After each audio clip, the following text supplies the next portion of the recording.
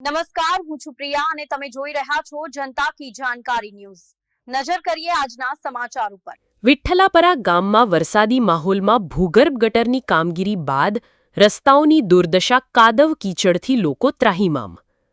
લખતર તાલુકાના વિઠ્ઠલાપરા ગામની અંદર વરસાદી માહોલ વચ્ચે નાગરિકોની મુશ્કેલીઓમાં વધારો થયો છે।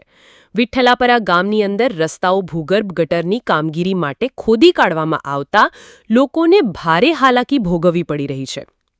ત્યારે હાલમાં વિઠ્ઠલાપરા ગામના સ્થાનિક રહીશોના જણાવ્યા મુજબ ભૂગર્ભ ગટરની કામગીરી પછી પરિસ્થિતિ એટલી ગંભીર છે કે લોકોને ચાલવામાં મુશ્કેલી પડી રહી છે। ખોદકામ કરવામાં આવ્યા બાદ યોગ્ય પુરાણ નહીં કરવામાં આવતા માર્ગો કાદવ કીચડથી ખદબદી રહ્યા છે।